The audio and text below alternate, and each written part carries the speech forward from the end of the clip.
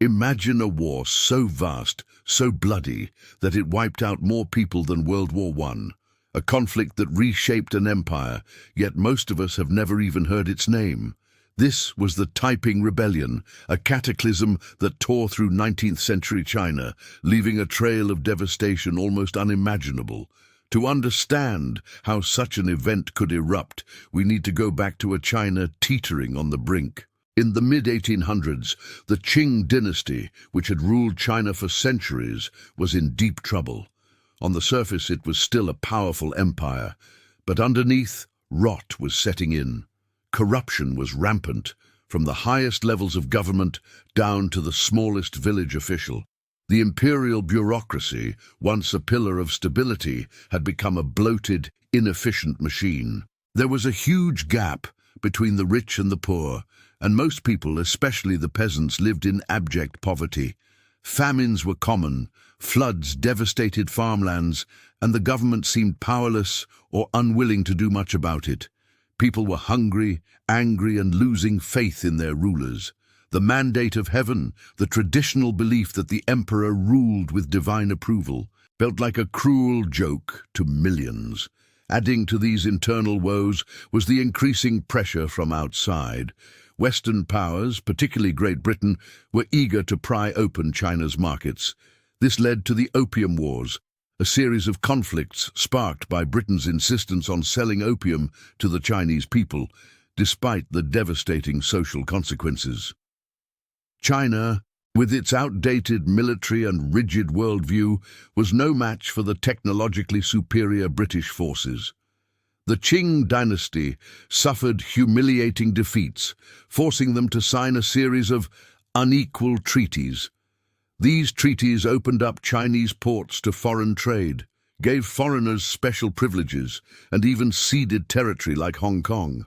These defeats not only drained China's resources, but also severely damaged the Qing government's prestige. It showed the world, and more importantly, its own people, just how weak and incapable the emperor had become. The anti-foreign sentiment simmered, ready to boil over. It was into this volatile mix that a man named Hong Xiuquan emerged. Born in 1814 in a small village in Guangdong province, Hong was an ambitious young man with a singular goal: to pass the imperial examinations. These exams were the only path to social mobility, a way for commoners to join the elite ranks of government officials. Hong was bright, but he failed the exams not just once but 4 times over the years. Each failure was a crushing blow, a public humiliation that chipped away at his self-worth and his hopes for a better life. After his 3rd failure in 1837, Hong suffered a severe nervous breakdown. For days he was delirious, experiencing vivid visions. He saw himself ascending to heaven, where he met a venerable old man with a golden beard who complained that the world was full of demons. This old man gave Hong a sword and a magic seal, instructing him to cleanse the world of evil. He also met a middle-aged man, his elder brother, who helped him in his fight against the demons. For years, Hong didn't fully grasp the meaning of these visions. He went back to teaching in his village, but the memory of those fevered dreams stayed with him. Then, in 1843, after his 4th and final failure at the imperial exams, he stumbled upon a set of Christian missionary tracts he had received years earlier, but never read. As he read them, a profound realization dawned on him. The old man in his visions was God the Father, and the middle-aged man, his elder brother, was Jesus Christ. Hong Xiuquan now believed he was the 2nd Son of God, sent to earth to establish the Heavenly Kingdom and eradicate demon worship, which he interpreted as the traditional Chinese folk religions, Confucianism and Buddhism. This was a radical idea, a potent blend of Christian theology and traditional Chinese messianic beliefs. With this newfound divine mission, Hong began to preach his unique gospel. He founded the God-worshipping society. His message resonated deeply with the downtrodden and marginalized. He promised equality, land reform, and a direct connection to God, bypassing the corrupt earthly authorities. He preached that all people were brothers and sisters under God, and that the Manchu rulers of the Qing Dynasty were foreign usurpers and demon devils. This was a powerful appeal to peasants, miners, and secret society members who felt abandoned by the Qing government. The society grew rapidly, attracting thousands of followers who were desperate for change, for justice, and for spiritual solace. They destroyed idols and temples, rejecting traditional Chinese practices. What started as a spiritual movement quickly began to take on a political and military dimension, setting the stage for one of the deadliest conflicts in human history. The God-worshipping society, fueled by Hong Xiuquan's divine claims and the widespread discontent, expanded at an astonishing rate. What began as a small group of believers in Guangxi province soon swelled into a formidable movement. Peasants who bore the brunt of Qing taxation and corruption flocked to Hong's banner, drawn by promises of land reform and a more equitable society. Displaced miners, struggling to find work and often exploited, found a sense of purpose and community within the society. Even members of secret societies, long accustomed to operating outside the law and harboring anti-Qing sentiments, saw an opportunity in Hong's growing power. The society offered not only spiritual solace, but also a tangible hope for a better material life, a stark contrast to the decaying Qing administration. As the membership grew, so did the friction with local authorities. The god-worshippers' iconoclastic practices, like destroying idols and ancestral tablets, directly challenged traditional Chinese customs and infuriated local gentry and officials. These clashes were initially sporadic, small-scale skirmishes, but they quickly escalated. Qing officials, viewing the society as a dangerous cult and a threat to their authority, began to persecute its members. They arrested leaders, broke up gatherings, and tried to suppress the movement through force. This persecution, however, only served to galvanize the god-worshippers. It reinforced their belief that the Qing government was indeed a demonic force, validating Hong's prophecies and strengthening their resolve. They began to organize themselves for self-defense, realizing that survival depended on their ability to resist state power. The tension reached a boiling point in 1851. Faced with increasing Qing pressure and recognizing the need for a decisive move, Hong Xiuquan and his key lieutenants gathered their forces at Jintian, a small town in Guangxi. It was there, on January 11th, 1851, that Hong Xiuquan formally declared the establishment of the Taiping Heavenly Kingdom and launched the rebellion. This event, known as the Jintian Uprising, marked the official beginning of the Taiping Rebellion. Hong proclaimed himself the Heavenly King, Tian Wang, and his followers were now the Taiping Army. The uprising was a bold act of defiance, a direct challenge to the Qing Emperor's mandate of heaven. The initial military successes were surprising. The Taiping forces, though largely untrained in conventional warfare, were highly motivated and fiercely dedicated to their cause. Their fervor and belief in their divine mission gave them an edge against the often demoralized and poorly led Qing troops. The early Taiping military strategy was simple yet effective. They moved swiftly, often employing guerrilla tactics and focusing on capturing towns and cities to secure supplies and recruit new members. Their army was surprisingly disciplined, especially in its initial stages. Unlike the often looting Qing soldiers, Taiping troops were expected to adhere to strict moral codes, including prohibitions against opium, alcohol, and prostitution. This discipline, combined with their religious zeal, made them a formidable fighting force. They adopted a distinctive uniform, often featuring red sashes and turbans, which further fostered a sense of unity and identity. Against a fractured and often corrupt Qing military, the Taiping achieved significant victories, demonstrating their surprising effectiveness in battle. With the declaration of the Heavenly Kingdom, Hong Xiuquan began to outline his radical social and religious reforms. He envisioned a utopian society based on his interpretation of Christianity, mixed with traditional Chinese communal ideals. Land was to be distributed equally among all people, regardless of gender, a revolutionary concept in feudal China. Private property was to be abolished, and all wealth was to be held in common, echoing early communist principles. Opium smoking, gambling, prostitution, and foot-binding were strictly forbidden, reflecting a strong moralistic stance. Women were given unprecedented rights, including the right to serve in the military and hold official positions. Hong also ordered the destruction of traditional temples and ancestral tablets, replacing them with churches and Taiping religious services. He established a new calendar, replacing the traditional lunar calendar. These reforms, while appealing to the dispossessed, also alienated many segments of traditional Chinese society, particularly the gentry and Confucian scholars, who saw their world being turned upside down. However, for the millions who had nothing to lose, the Heavenly Kingdom offered a glimpse of a different, more just world. The Taiping Rebellion was now in full swing. A religious war, a social revolution, and a political uprising all rolled into one, poised to shake the foundations of Chinese society to its very core.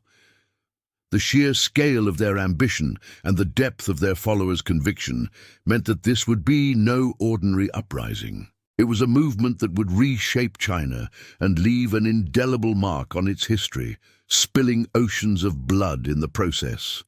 The stage was set for a conflict of unimaginable proportions, a clash of ideologies and armies that would claim millions of lives before its bloody conclusion. The Taiping army, now a swelling tide of fervent believers and desperate peasants, began its relentless march. Their initial victories in Guangxi province gave them confidence, and they soon pushed north, capturing city after city with surprising ease. They moved through southern China like a storm, their numbers growing with each conquest.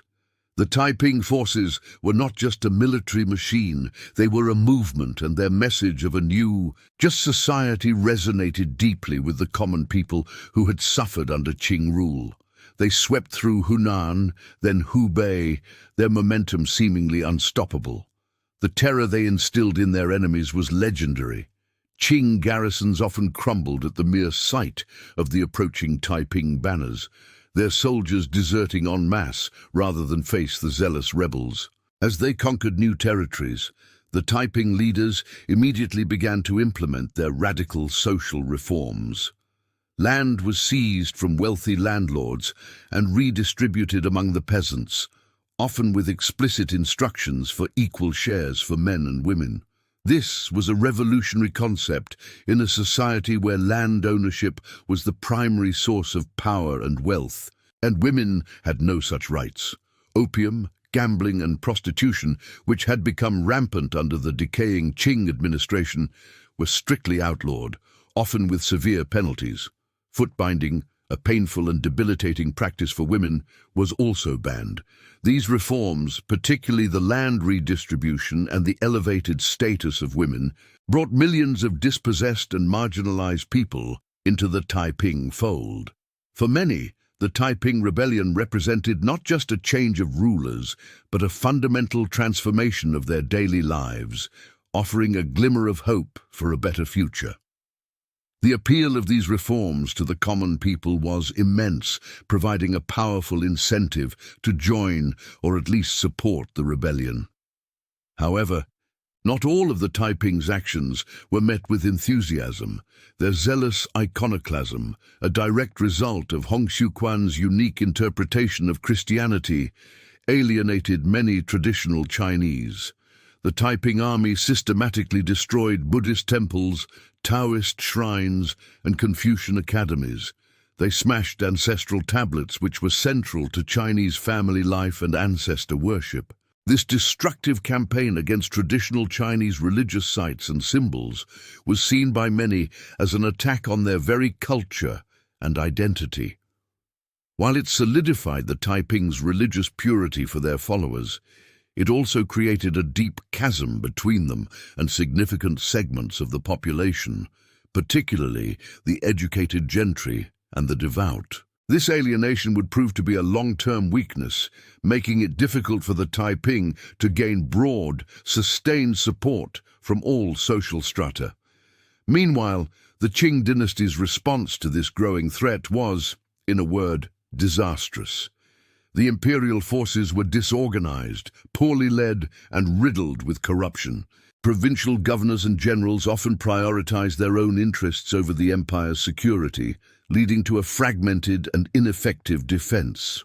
The Manchu banner armies, once the pride of the Qing, had grown soft and complacent after 2 centuries of peace. They were no match for the highly motivated and disciplined Taiping fighters. The Qing court, steeped in internal power struggles and bureaucratic inefficiencies, struggled to mount a coordinated counter-offensive. Their initial failures highlighted the deep-seated weaknesses of the dynasty, which had been eroding for decades. This inability to effectively counter the Taiping advance only further emboldened the rebels and solidified the belief among many that the Qing had lost the mandate of heaven. The Taiping's strategic capabilities were undeniable. They achieved key victories that demonstrated their growing threat to the Qing capital. One such victory was the capture of Wuchang, a strategically vital city on the Yangtze River in early 1853. This gave them control over a significant portion of the river, a crucial artery for trade and communication in China. Following Wuchang, they continued their advance down the Yangtze, securing Anqing, another important city. These conquests were not just military successes. They were symbolic blows to Qing authority and provided the Taiping with immense resources and a steady stream of new recruits. The capture of these key cities positioned the Taiping army for their most audacious move yet, a direct assault on Nanjing, the ancient southern capital, a city of immense historical and strategic importance. The stage was now set for the next chapter of this devastating conflict, one that would see the Taiping establish their own capital and challenge the Qing dynasty for ultimate control of China. The Taiping army, flushed with their recent victories, now turned their attention to Nanjing. This ancient city, once the capital of several Chinese dynasties, held immense strategic and symbolic value. Its capture would solidify the Taiping's claim to legitimacy and provide them with a defensible stronghold. The approach to Nanjing was met with fierce resistance from the Qing defenders, but the Taiping's momentum was unstoppable. They laid siege to the city, encircling it with their vast numbers. The siege was intense, marked by relentless attacks and brutal fighting. The Taiping forces, driven by their fervent belief and their desire for a new order, pressed their advantage. Day after day, they battered the city walls, using ladders, siege towers, and even tunnels to try and breach the defenses. The Qing defenders, though outnumbered, fought desperately, knowing that the fall of Nanjing would be a catastrophic blow to the dynasty. In March of 1853, after weeks of relentless assault, the Taiping army finally stormed Nanjing. They overwhelmed the city's defenses, pouring into the streets. The capture of Nanjing was a pivotal moment in the rebellion. The city was immediately renamed Tianjing, meaning Heavenly Capital, marking it as the official seat of the Heavenly Kingdom of Great Peace. What followed was a horrific massacre, primarily targeting the city's Manchu population. The Taiping, fueled by their anti-Manchu sentiment and their religious zeal, systematically hunted down and killed tens of thousands of Manchus, including women and children. This brutal act served as a grim warning to the Qing and a stark demonstration of the Taiping's ruthless determination to eradicate the old order. With Nanjing firmly in their grasp, Hong Xiuquan and his key leaders began the process of consolidating their power. They established their court within the captured city, transforming it into the administrative center of their vast domain. This was a critical phase for the Heavenly Kingdom, as it moved from a mobile military force to an attempt at a functioning state. They began to implement some of their radical social reforms within Tianjin and the surrounding territories they controlled. However, the sheer scale of governing such a large and diverse population presented enormous challenges. Flushed with their success and confident in their divine mission, the Taiping leadership made a daring, yet ultimately disastrous, decision to launch a northern expedition. The goal was ambitious: to capture Beijing, the Qing capital, and overthrow the dynasty entirely. In May 1853, a significant portion of the Taiping army, estimated to be tens of thousands strong, set out northward.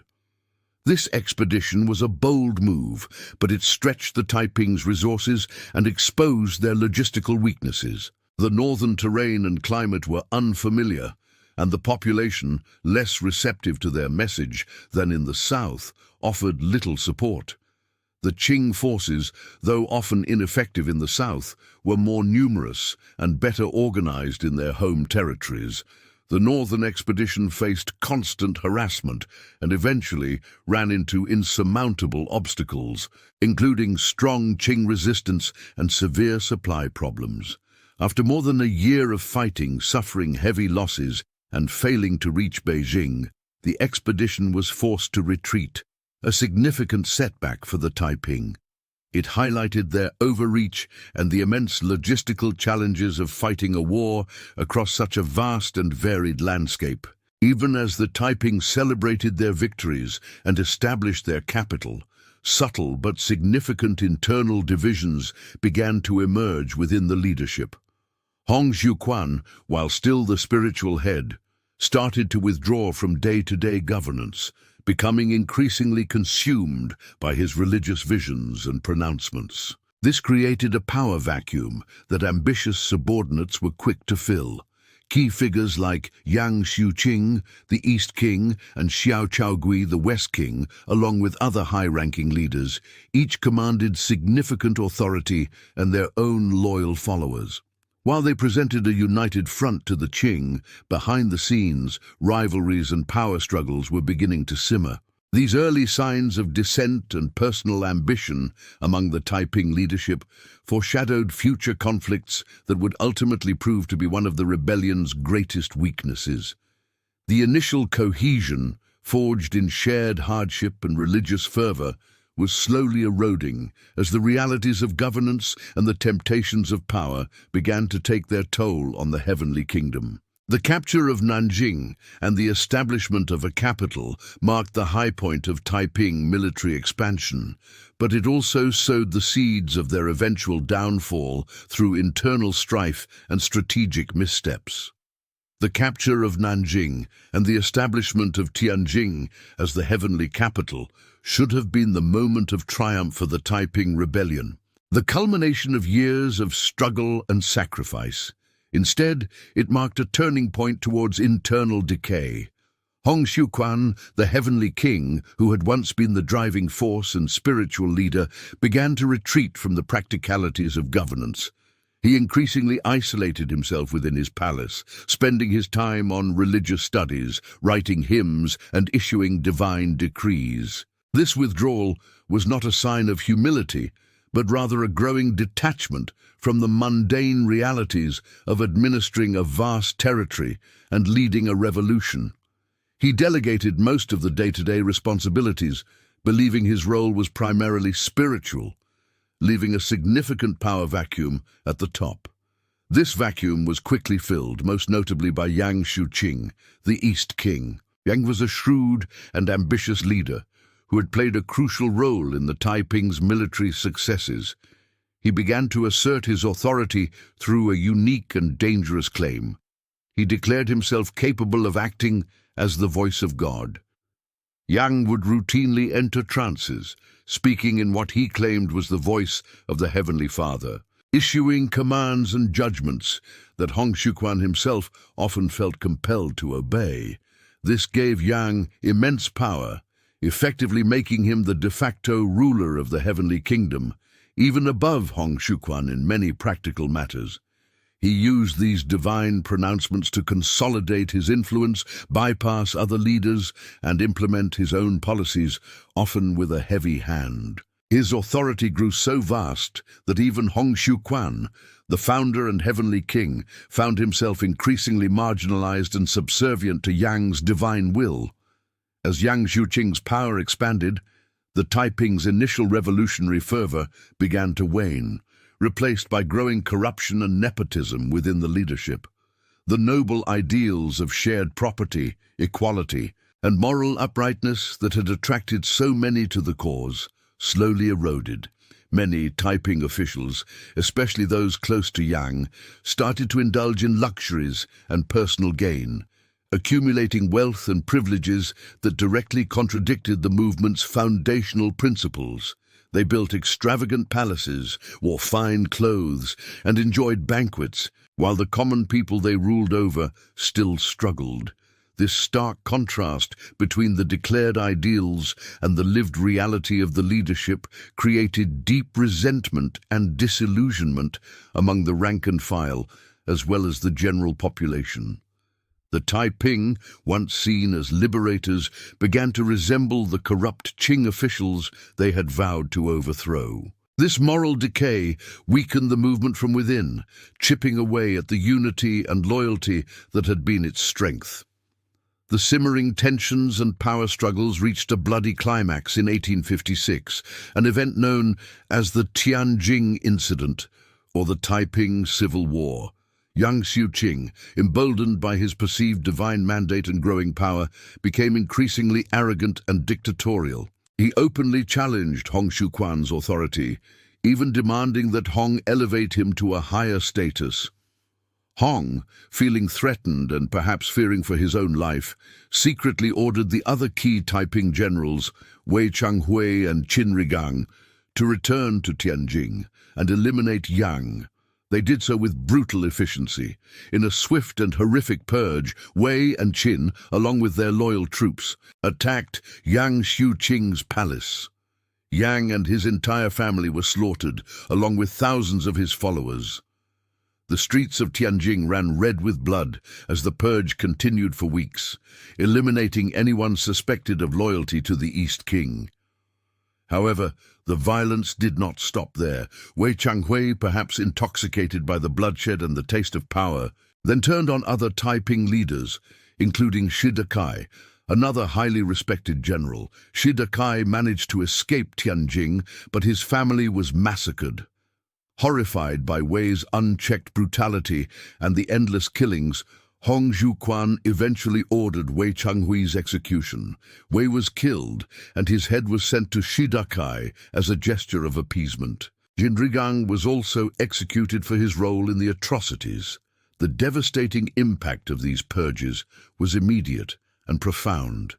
The Tianjin incident effectively decapitated the Taiping leadership, eliminating many of its most capable and experienced commanders, including Yang Xiuqing, who, despite his flaws, was a brilliant military strategist and administrator.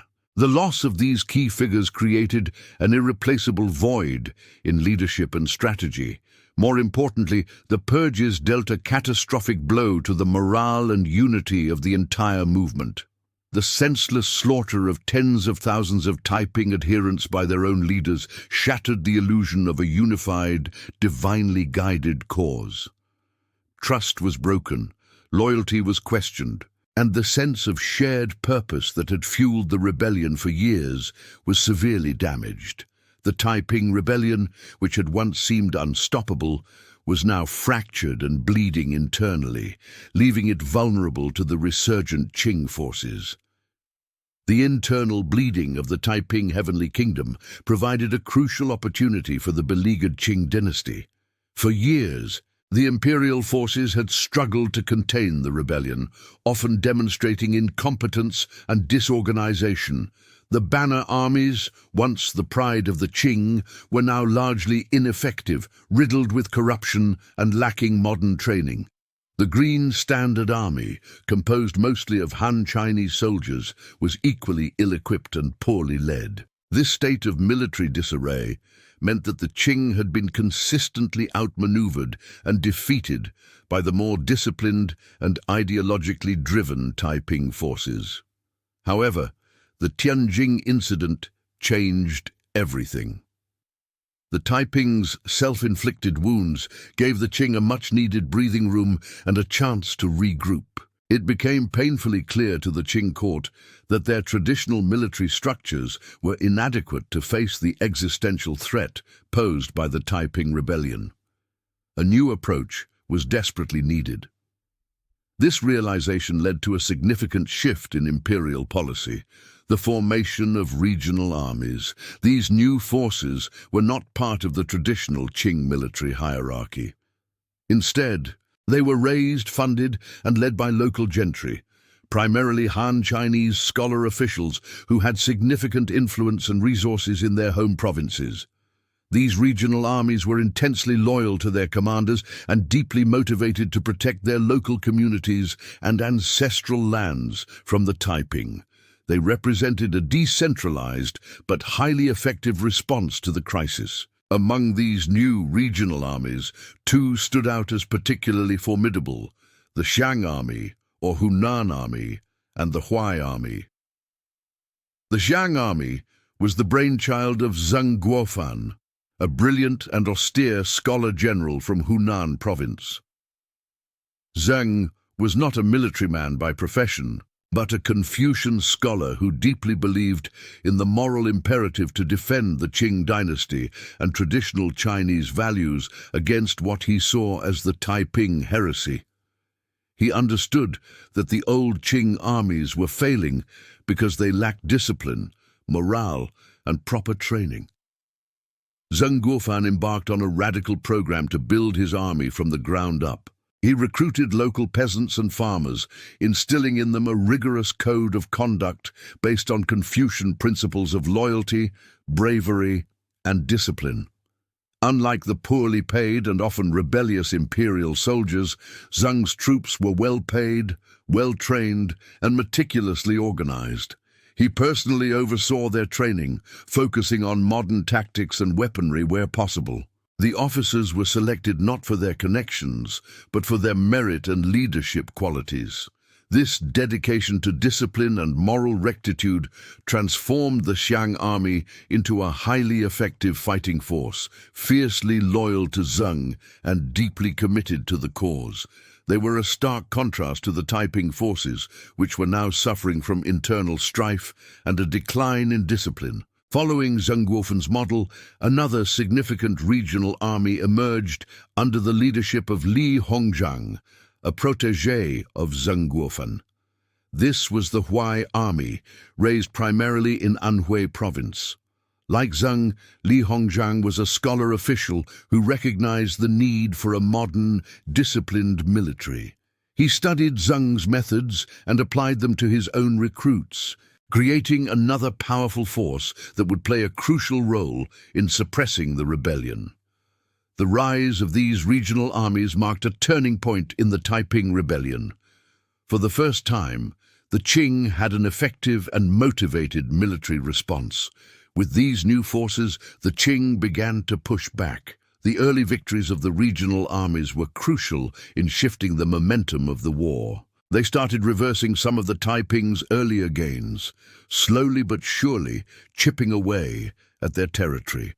These armies, with their local knowledge and deep motivation, were able to fight with a tenacity that the imperial armies had long lost.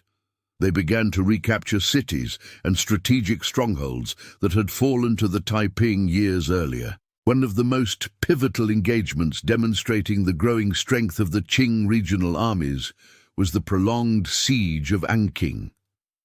Anqing was a vital city on the Yangtze River, strategically important for controlling access to Nanjing, the Taiping capital. The siege was led by Zhengguofan's Xiang army and lasted for 2 years, from 1860 to 1861. It was a brutal and costly affair, marked by fierce fighting, desperate Taiping counterattacks, and immense suffering on both sides. The Taiping forces, despite their weakening leadership, fought valiantly, understanding the critical importance of Anqing. However, the superior organization, discipline, and persistent pressure from the Zhang army eventually proved too much. When Anqing finally fell in September 1861, it was a massive blow to the Taiping. The capture of Anqing not only opened the way for a direct assault on Nanjing, but also cut off the Taiping capital from vital supply lines and reinforcements from the west. This victory clearly signaled a significant decline in Taiping military fortunes and highlighted the increasing effectiveness of the Qing regional armies. The tide of the war was beginning to turn decisively against the Heavenly Kingdom. While the Qing Dynasty slowly mobilized its internal resources to combat the Taiping Rebellion, other powerful entities were watching the conflict unfold from the sidelines. These were the Western powers, primarily Great Britain, France, and the United States, who had established significant trade interests in China following the Opium Wars. Initially, their stance was largely one of neutrality. They were focused on their commercial ventures, ensuring their treaty ports remained open and their trade routes undisturbed. The Taiping Rebellion was seen as an internal Chinese affair, albeit a disruptive one, and direct intervention was viewed with caution, as it could easily backfire and jeopardize their profitable relationships with the Qing government. They observed, they traded, and they tried to avoid taking sides in a conflict that seemed to be tearing China apart.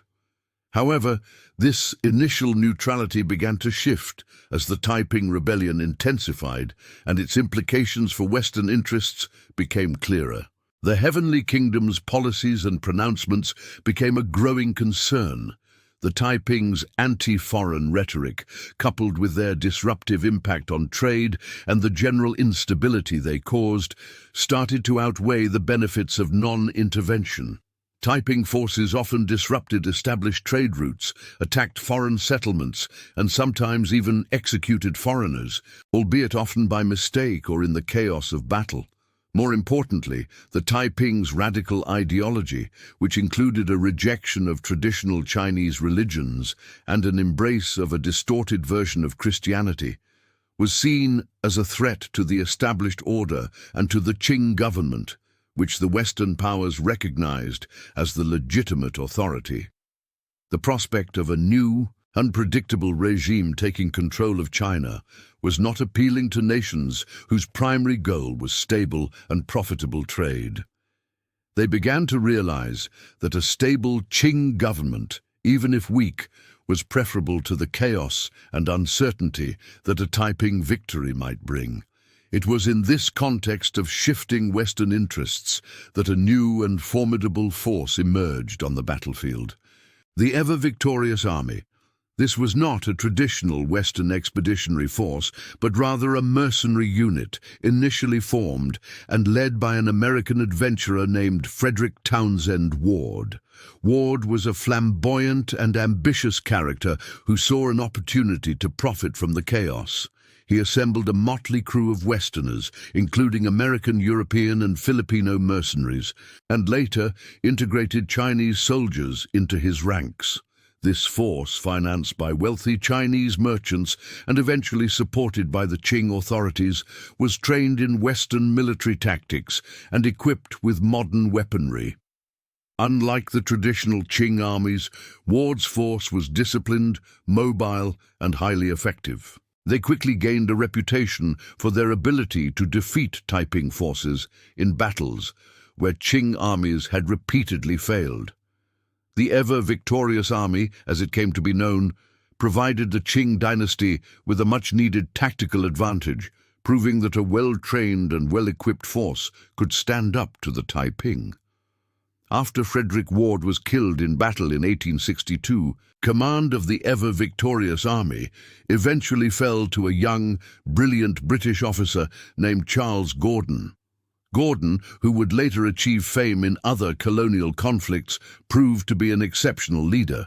He reorganized the army, instilled even greater discipline, and demonstrated remarkable strategic brilliance.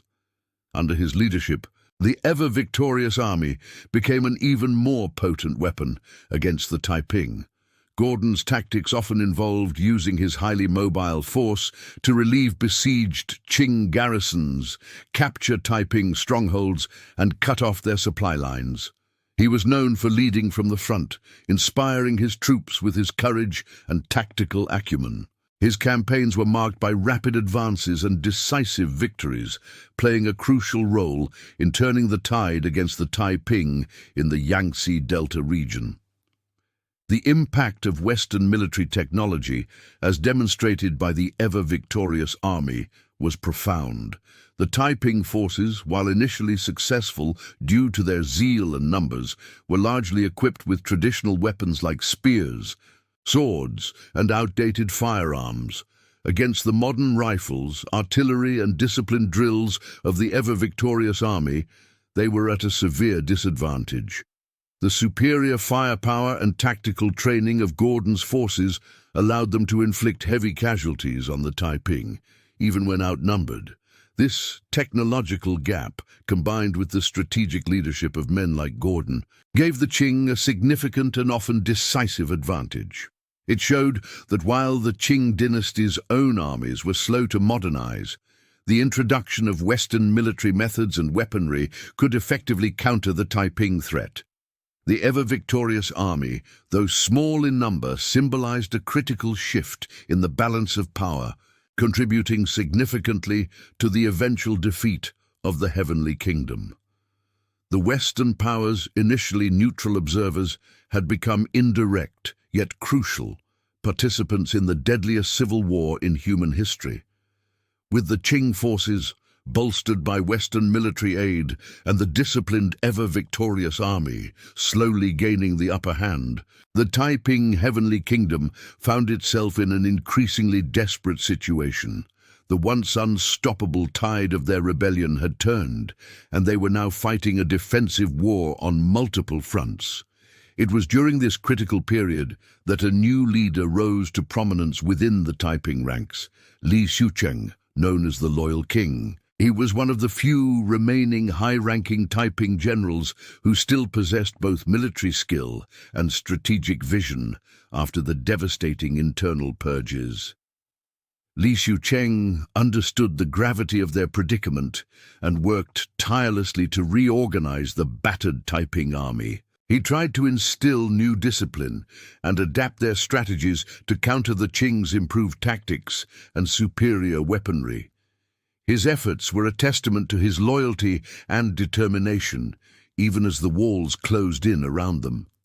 Li Xiuquan spearheaded a series of desperate campaigns and retreats, attempting to break the tightening Qing encirclement and recapture lost territory.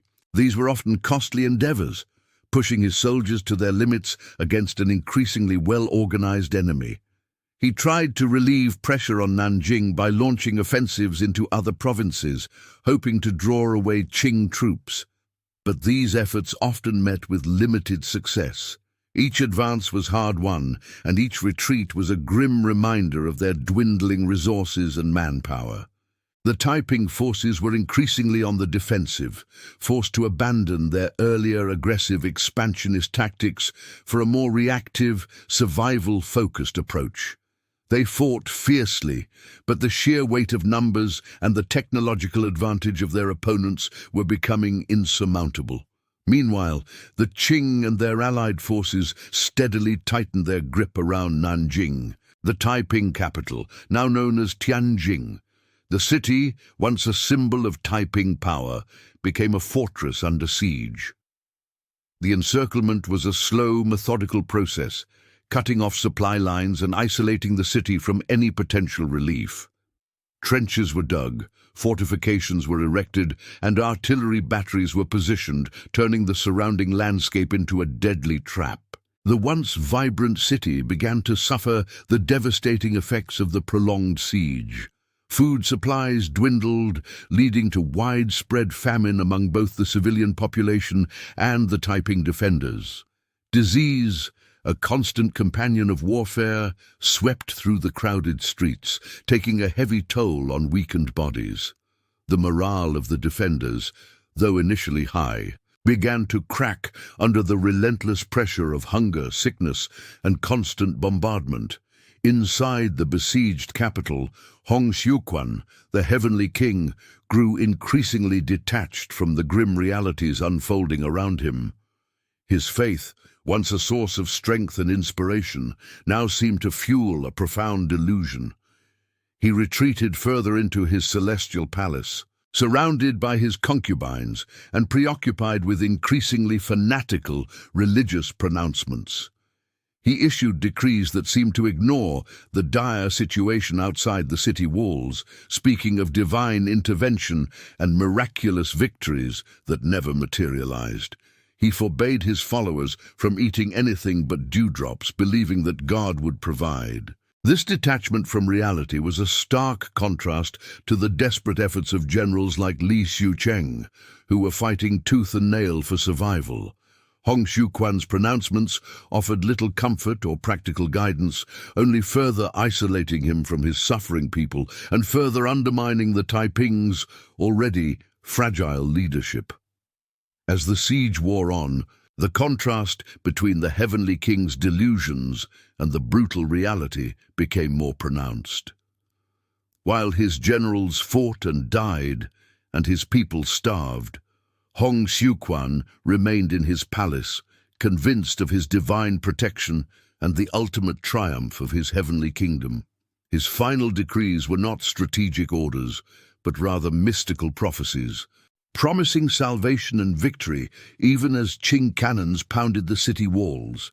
This blend of unwavering faith and profound denial marked the tragic end of a leader who had once inspired millions. The Taiping's last stand was not just a military struggle, but a psychological one, fought against overwhelming odds and an increasingly isolated, delusional leader. The stage was set for the final, brutal chapter of the Taiping Rebellion. The final assault on Nanjing was not a sudden strike, but the culmination of months of meticulous planning and relentless pressure. Zheng Guofan, the mastermind behind the Qing counteroffensive, ordered a massive, coordinated attack. His forces, bolstered by the ever-victorious army with their modern weaponry and disciplined tactics, moved in for the kill. The air around Tianjin, as the Taiping called Nanjing, grew thick with the smoke of cannon fire and the screams of battle. Qing soldiers, numbering in the hundreds of thousands, surged forward from all sides. They were determined to end the rebellion that had plagued China for over a decade. Breaching the city walls, which had stood strong for so long, became the primary objective. The Qing engineers, under the guidance of Zheng Guofan, employed a brutal but effective strategy. They dug extensive tunnels beneath the massive fortifications, packing them with gunpowder. The ground vibrated constantly as explosions ripped through the earth, creating breaches in the seemingly impregnable walls. Through these gaps, Qing soldiers, often led by the foreign mercenaries of the ever-victorious army, poured into the city. It wasn't just explosives. Scaling ladders were thrown up, and relentless waves of attackers clambered over the rubble, facing desperate resistance from the Taiping defenders. The fighting was hand-to-hand, vicious and utterly merciless.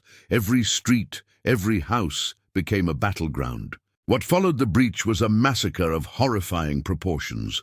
Once the Qing forces were inside Tianjin, all pretense of restraint vanished. The orders were clear: eliminate the Taiping. Soldiers, fueled by years of resentment and the dehumanization of their enemy, swept through the city, slaughtering Taiping fighters and civilians alike. The Manchu population, which had been massacred by the Taiping when they first took Nanjing, was now avenged with brutal efficiency. The streets ran red with blood. Estimates suggest that over 100,000 people were killed in the first 3 days following the city's fall. It was not just a military victory, it was an act of annihilation, a brutal message sent to anyone who dared defy the Qing Dynasty. The city, once known for its beauty, was reduced to a charnel house, its buildings razed, its population decimated. Amidst the chaos and carnage, the fate of Hong Xiuquan, the Heavenly King, remained shrouded in mystery. As the Qing forces closed in, his pronouncements grew even more erratic. He had forbidden his followers from eating anything but dewdrops, believing that God would provide, and he himself reportedly followed this impossible diet. Some accounts claim he died of illness, perhaps brought on by his self-imposed starvation, just weeks before the city's final fall. Others suggest he committed suicide to avoid capture. There are also whispers of assassination, a desperate act by his disillusioned followers, or a quiet execution by his own loyalists to spare him the humiliation of being taken alive. Regardless of the exact cause, Hong Xiuquan was dead. His body was eventually found, identified, and later burned, his ashes scattered by Qing officials as a final act of desecration, ensuring no shrine could ever be built to him. The capture of the Heavenly King's most capable general, Li Xiucheng, the loyal king, marked another critical moment in the rebellion's end. After the fall of Nanjing, Li Xiucheng managed to escape the immediate slaughter, attempting to rally remaining Taiping forces. He was a brilliant strategist, perhaps the only one left with the military acumen to possibly prolong the fight. However, his efforts were in vain. He was eventually captured by Qing forces while trying to flee with Hong Xiuquan's son. His capture was a major blow to any lingering hope for the Taiping. Li Xiucheng was brought before Zhang Guofan, who recognized the general's intelligence and military skill. During his captivity, Li Xiucheng wrote a lengthy confession detailing the history of the Taiping Rebellion, its internal struggles, and its leadership. This document, known as Li Xiucheng's Confession, provides invaluable historical insight into the rebellion from an insider's perspective. Despite his willingness to cooperate and provide information, his fate was sealed. Zhang Guofan, understanding the need to completely extinguish the rebellion's leadership, ordered his execution. Li Xiucheng was beheaded, bringing a definitive end to the main leadership of the Heavenly Kingdom of Great Peace. His death symbolized the final collapse of the Taiping dream. The fall of Nanjing and the elimination of its key leaders were not just military victories. They were a profound psychological blow that effectively ended the organized resistance of the Taiping Rebellion. Though scattered pockets of fighting would continue for some years, the scale of destruction and loss of life was immense, leaving an indelible scar on the landscape and the collective memory of China. This marked the end of an era, but the reverberations of this massive conflict would continue to shape China's destiny for generations. The fall of Nanjing and the elimination of its key leaders were not just military victories. They were a profound psychological blow that effectively ended the organized resistance of the Taiping Rebellion. However, the conflict was far from over on the ground. While the main leadership had been crushed, scattered pockets of fighting would continue across southern China for several more years. The Qing forces, now bolstered by their successes and the support of foreign mercenaries, embarked on a systematic campaign to hunt down and eliminate these remaining Taiping remnants. This phase of the rebellion was characterized by brutal mopping-up operations. Taiping fighters, often desperate and leaderless, resorted to guerrilla tactics, ambushing Qing patrols and raiding villages for supplies. But without a central command, their efforts were disjointed and ultimately futile. The Qing response was merciless, often extending to entire villages suspected of harboring Taiping sympathizers. The goal was total annihilation, to ensure that the ghost of the Heavenly Kingdom would never rise again. This relentless pursuit drove the remaining Taiping forces into increasingly remote areas, forcing them to fight until the last man. The process was slow and bloody, adding countless more casualties to an already staggering death toll. Compounding the Qing's troubles, even as they dealt with the Taiping, another significant rebellion was brewing, the Nanjing Rebellion. While distinct from the Taiping, the Nanjing rebels, primarily operating in the northern provinces of Anhui, Henan and Shandong, shared a similar anti-Qing sentiment and exploited the dynasty's weakened state. Sometimes, Taiping remnants, fleeing the Qing purges in the south, would even link up with Nanjing forces, creating a complex and shifting landscape of insurgency. This meant the Qing dynasty had to fight a multi-front war, draining its resources and further destabilizing the empire. The Nanjing Rebellion, though less ideologically driven than the Taiping, was equally destructive in its own regions, further illustrating the widespread discontent plaguing 19th-century China. Its existence served as a grim reminder that the Taiping was just one symptom of a much deeper malaise within the Qing system. The sheer scale of the Taiping Rebellion's devastation is almost impossible to comprehend. The primary battleground, the Yangtze River basin, was utterly ravaged. Prosperous cities were reduced to rubble, fertile farmlands lay fallow and overgrown, and entire populations were wiped out. The economic heartland of China, once vibrant and productive, became a wasteland. Trade routes were disrupted, infrastructure destroyed, and the intricate social fabric of communities was torn apart. It would take decades, if not longer, for the region to even begin to recover from the physical and economic scars of the conflict. The memory of this devastation lingered for generations, contributing to a deep-seated trauma that affected Chinese society long after the last rebel was suppressed. When we talk about the scale of casualties, it's not just a number. It represents millions of individual lives lost. Estimates vary, but most historians agree that the Taiping Rebellion resulted in between 20 to 30 million deaths, and some estimates push that number even higher, towards 70 million. To put that into perspective, this single conflict likely caused more deaths than World War I. Most of these deaths were not from direct combat, but from the famine and disease that inevitably followed in the wake of such widespread destruction. Starvation became rampant as agricultural production collapsed, and epidemics like cholera and typhus swept through displaced populations and besieged cities. These numbers make the Taiping Rebellion one of the deadliest conflicts in human history, a catastrophic event that reshaped China and left an indelible mark on its people. The Qing Dynasty did eventually suppress the Taiping Rebellion, but it was a Pyrrhic victory. The dynasty paid an enormous price for its survival.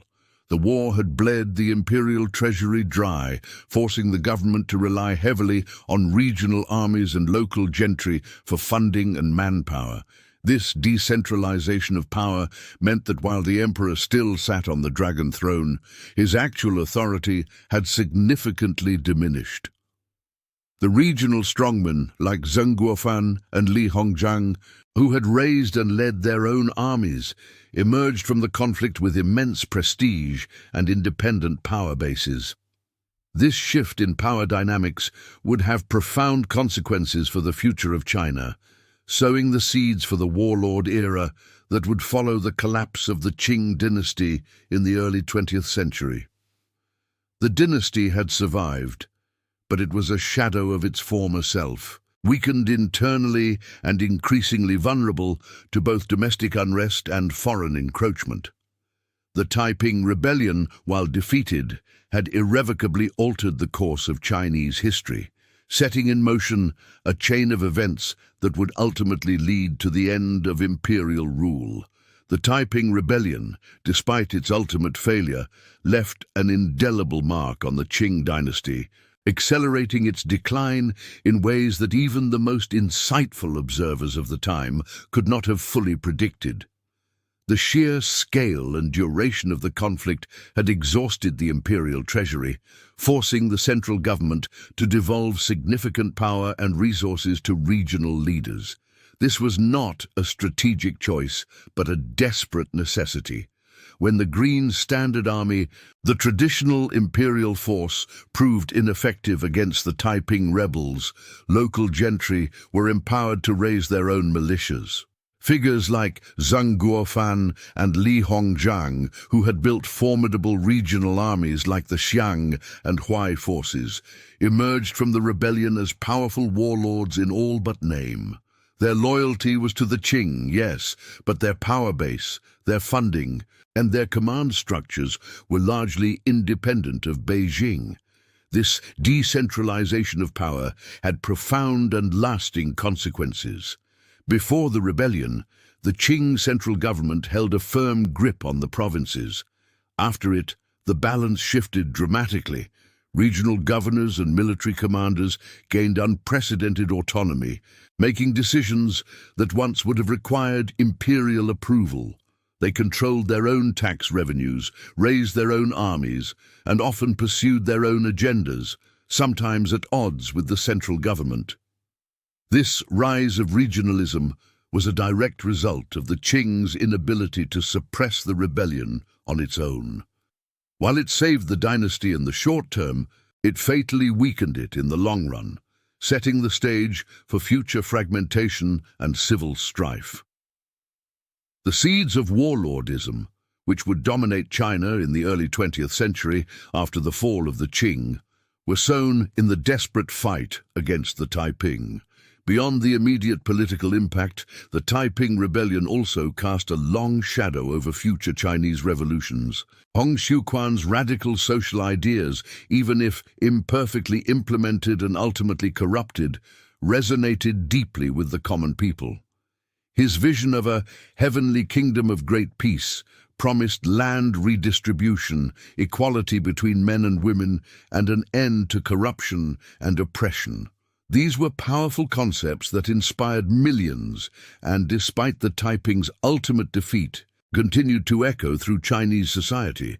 Later revolutionaries, most notably Sun Yat-sen, the founding father of the Republic of China, drew inspiration from the Taiping's anti-Manchu sentiment and their desire for a new social order. Sun Yat-sen himself reportedly saw Hong Xiuquan as a predecessor, a nationalist and revolutionary figure who fought against foreign rule and sought to modernize China. The Taiping struggle, therefore, became a reference point, a historical precedent for those who would later seek to overthrow the Qing Dynasty and establish a new China. Their failure was a lesson, but their ideals, stripped of their religious fanaticism, continued to inspire. The Taiping Rebellion also remains a subject of intense historiographical debate in modern Chinese history. Depending on the political climate and the prevailing ideology, the rebellion has been interpreted in various ways. During the early years of the People's Republic of China, for instance, the Taiping Rebellion was often lauded as a proto-communist peasant uprising, a heroic struggle of the oppressed masses against feudal exploitation. Hong Xiuquan was sometimes portrayed as a revolutionary vanguard, and his land reforms were seen as precursors to socialist policies. This interpretation emphasized the class struggle aspect of the rebellion and its anti-feudal character.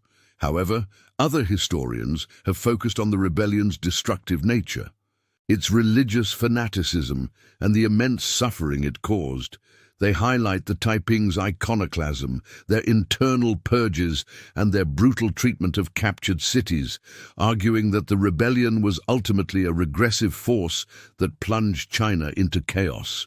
Still others view it as a complex mix of religious fervor, social protest, and political ambition, a uniquely Chinese response to both internal decay and external pressures.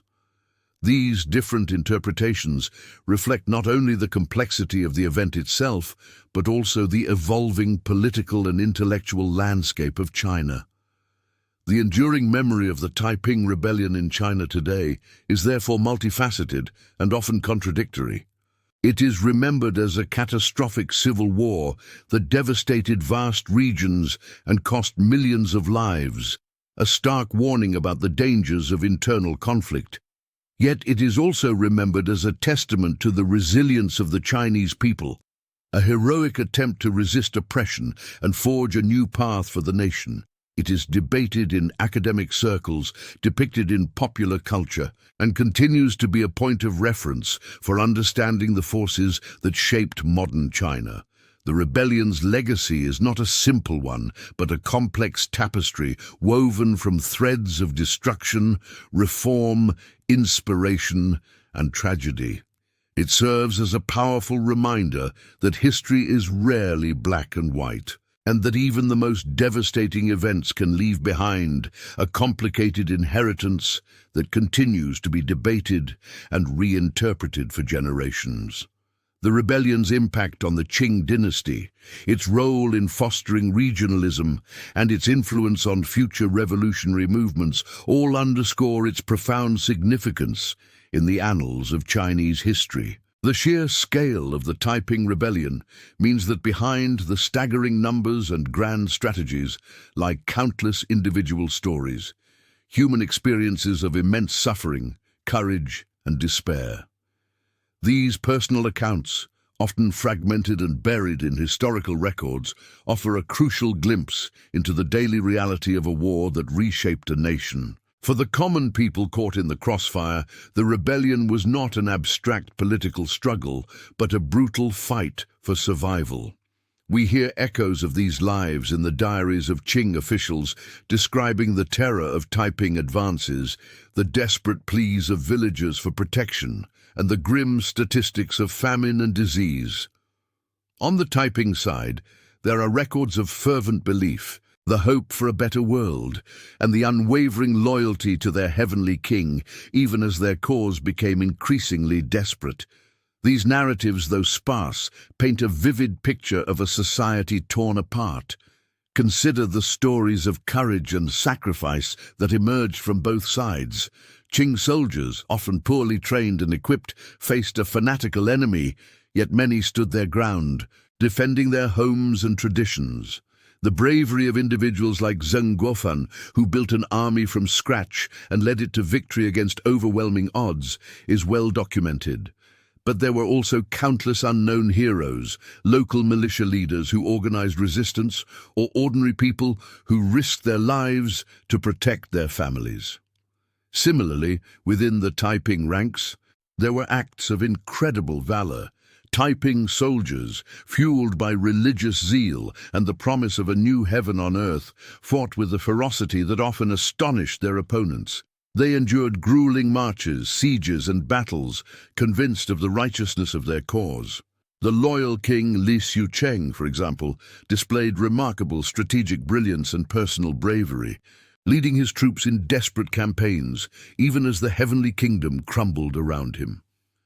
These stories of individual heroism, though often overshadowed by the larger narrative of destruction, remind us of the human spirit's capacity for both good and ill in times of extreme conflict. A particularly striking aspect of the Taiping Rebellion, often overlooked in broader historical accounts, is the significant role played by women. Unlike traditional Chinese society, which largely confined women to domestic roles, the Taiping movement embraced a surprisingly progressive stance on gender equality. Women were not only permitted, but encouraged to participate actively in the rebellion. They served in the military, forming their own fighting units, and sometimes even holding command positions. Taiping women soldiers were known for their fierce loyalty and fighting prowess, often engaging in direct combat alongside men. Beyond the battlefield, women were also involved in administrative tasks, farming, and various other forms of labor that supported the war effort. This radical departure from societal norms was a direct result of Hong Xiuquan's religious ideology, which preached equality before God, extending this principle to gender relations. While this progressive stance might have been partly pragmatic, Born out of the necessity to mobilize all available resources for the rebellion, it nonetheless represented a revolutionary shift. The stories of these women, though often untold, are a testament to their resilience and their willingness to challenge established norms in pursuit of a new vision for China. However, the human cost of the Taiping Rebellion was immense. Extending far beyond the battlefield, the war inflicted deep and lasting trauma on families and communities across southern China. Generations were displaced, livelihoods destroyed, and social structures shattered. The psychological scars of witnessing such widespread violence, famine, and disease would have lingered for decades. Children grew up in a world defined by conflict, their innocence lost amidst the chaos. The forced conscription of men into armies, the destruction of homes, and the constant threat of violence created a pervasive sense of insecurity. Communities that had thrived for centuries were reduced to rubble, their populations decimated. The long-term effects of this devastation contributed to a cycle of poverty and instability in many regions, hindering recovery and perpetuating hardship for years after the fighting ended. Ultimately, the millions who perished during the Taiping Rebellion represent the forgotten victims of this colossal conflict. While historical accounts often focus on the leaders, the battles, and the political outcomes, it is crucial to remember the ordinary men, women, and children who died from famine, disease, and direct violence. Their stories, for the most part, remain unrecorded, lost to the annals of history. They were not soldiers or generals, but farmers, merchants, artisans, and laborers whose lives were extinguished by a war they did not choose. The sheer scale of this human tragedy, estimated at between 20 to 30 million deaths, makes it one of the deadliest conflicts in human history, yet these countless individual losses rarely receive the attention they deserve. Remembering these forgotten victims is essential to fully grasping the true horror and devastating impact of the Taiping Rebellion, a conflict whose echoes of suffering resonated across a continent for generations. So, why is a conflict of such immense scale, with a death toll rivaling World War I, something most people outside of China have never heard of? Why does the Taiping Rebellion, a war that reshaped an entire continent and killed tens of millions, remain largely absent from common historical narratives, especially in the West? The answer lies in a combination of geographical isolation, the historical priorities of Western academia, the sheer complexity of Chinese history, and even some political sensitivities. First, consider the geographical isolation. In the mid-19th century, China was a distant land for most Westerners. Travel was slow, communication was limited, and the world felt much larger than it does today. The primary focus of European and American powers was often on their own internal developments, colonial expansions in Africa and India, and conflicts closer to home, like the Crimean War or the American Civil War. While Western traders and missionaries were present in China, their perspective was often limited to coastal cities and their direct interests. The vast internal struggles of a distant empire, however devastating, simply didn't capture the same level of global attention as events directly impacting Western nations or their immediate spheres of influence. This leads directly to the second point, the lack of direct, primary Western military involvement. Unlike other major 19th century conflicts where Western powers were primary belligerents, the Taiping Rebellion was overwhelmingly a Chinese civil war. While the ever-victorious army played a crucial role in its later stages, it was a relatively small force, and its impact, while significant, was not viewed as a defining moment for Western military history in the same way, for example, the Napoleonic Wars or World War I were. Western nations were more interested in securing trade concessions and protecting their citizens than in deeply understanding or documenting the internal dynamics of the Qing Dynasty's collapse. Their historical records often reflect this focus, glossing over the massive human drama unfolding in the Chinese interior. Then there's the sheer complexity of Chinese history itself. For non-specialists, the vastness of China's imperial past, its numerous dynasties, rebellions, and intricate political structures can be overwhelming. Western historical education often provides a broad overview of European and American history, with other regions receiving less detailed attention. Within that limited scope, it's challenging to dedicate significant time to a specific internal conflict in China, even one of this magnitude. The Taiping Rebellion requires understanding Qing dynastic politics, religious syncretism, social stratification, and the impact of Western imperialism, a multi-layered context that demands considerable study to truly grasp. This complexity, combined with a general lack of exposure, makes it difficult for the event to enter the mainstream historical consciousness outside of specialized academic circles. Political sensitivities also play a role in how the Taiping Rebellion is remembered and taught. Even within China, different historical interpretations have shaped its public memory. Was Hong Xiuquan a misguided zealot or a revolutionary visionary? Was the rebellion a proto-communist peasant uprising, as some interpretations during the Mao era suggested, or a destructive cult that brought unimaginable suffering? These questions are not merely academic. They touch upon the very foundations of modern Chinese identity and political thought. The official narrative has shifted over time, sometimes emphasizing the rebellion's anti-feudal and anti-imperialist aspects, at other times highlighting its destructive consequences and religious fanaticism. This ongoing debate and the nuanced perspectives required to discuss it can make the topic less accessible for simplified historical accounts. Finally, the importance of revisiting historical narratives cannot be overstated. History, after all, is not a static collection of facts, but an ongoing conversation shaped by new research, evolving perspectives, and a growing global awareness. The Taiping Rebellion serves as a powerful example of why it's crucial to re-examine global history, to include such monumental yet overlooked events. Ignoring a conflict that claimed tens of millions of lives means overlooking a significant chapter in human experience, failing to learn from its causes, its consequences, and the resilience of those who endured it. It means perpetuating a Eurocentric view of history that inadvertently downplays the suffering and struggles of non-Western populations. A truly comprehensive understanding of world history demands that we acknowledge and integrate these forgotten stories, ensuring that the sheer human cost of the Taiping Rebellion and conflicts like it are never again relegated to the shadows of history.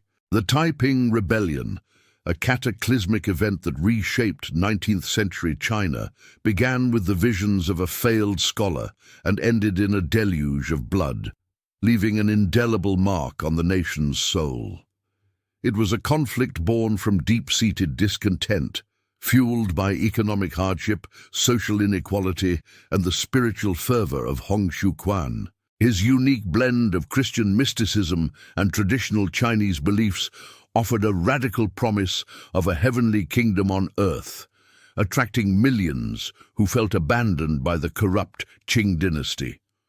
The rebellion's trajectory, from a small religious society to a vast revolutionary movement that challenged imperial authority, demonstrates the potent power of ideology when combined with widespread suffering. Its initial successes, driven by a disciplined army and appealing social reforms, highlighted the Qing's weakness and the urgent need for change. Yet, the Taiping's own internal flaws, particularly the destructive power struggles and Hong Xiuquan's increasing detachment, ultimately sealed its fate. This rebellion stands as a stark reminder of the fragility of even the most entrenched dynasties. The Qing, seemingly invincible for centuries, was brought to its knees by internal pressures exacerbated by external humiliation. The Opium Wars had already chipped away at its prestige, but the Taiping Rebellion exposed the rotten core of its governance, its inability to effectively respond to crisis, and the deep chasm between the ruling elite and the common people. The need for regional armies, like Zheng Guofan's Xiang army, to suppress the uprising effectively decentralized power, a move that would have profound and lasting implications for China's future. The dynasty survived, but it was a Pyrrhic victory, leaving it severely weakened, indebted, and vulnerable to both internal dissent and foreign encroachment. The seeds of its final collapse just decades later were sown in the bloody fields of the Taiping War. The Taiping Rebellion also powerfully illustrates the immense power of ideology and charisma to mobilize vast populations. Hong Xiuquan, though later seen as delusional, possessed an undeniable ability to inspire and unite. His message, however flawed in practice, resonated deeply with millions yearning for justice, equality, and spiritual salvation. He offered them not just a new government, but a new way of life, a radical break from the oppressive feudal system. The sheer scale of his following and their willingness to fight and die for his vision underscores how compelling a charismatic leader with a strong ideological message can be, especially in times of profound crisis. It shows how a single individual's conviction, even if rooted in personal delusion, can ignite a firestorm that consumes an entire nation. The Taiping's initial reforms, particularly those concerning land distribution and the status of women, were genuinely revolutionary for their time, demonstrating the potential for positive change inherent in their early ideals. However, the rebellion also serves as a cautionary tale about the dangers of internal conflict and the corruption of power. The Taiping's initial unity fractured under the weight of ambition and jealousy among its leaders. The Nanjing incident, a brutal purge that saw tens of thousands slaughtered by their own comrades, was a self-inflicted wound from which the movement never fully recovered. It decimated their leadership, eroded morale, and alienated potential supporters. This internal strife, coupled with Hong Xiuquan's withdrawal into religious mysticism, prevented the Taiping from consolidating their gains and presenting a united front against the Qing. It highlights how even a powerful movement with noble intentions can be undone by the very human flaws of its leaders, leading to self-destruction and immense suffering for those they claim to liberate. Ultimately, the Taiping Rebellion is a call for global historical awareness. Its staggering death toll, estimated at 20 to 30 million, makes it one of the deadliest conflicts in human history. Yet it remains largely unknown outside of specialized academic circles. This oversight is a glaring gap in our collective understanding of the past. To truly learn from history, we must look beyond Eurocentric narratives and acknowledge the monumental events that have shaped other parts of the world. The Taiping Rebellion offers invaluable lessons about the causes and consequences of mass movements, the inherent dangers of unchecked power, the devastating impact of prolonged conflict, and the resilience of the human spirit in the face of unimaginable adversity. By integrating such events into our global historical consciousness, we gain a more complete and nuanced understanding of humanity's past, and perhaps a clearer path towards a more peaceful future. Ignoring these stories means ignoring a significant portion of what it means to be human, and the immense suffering that has shaped our world.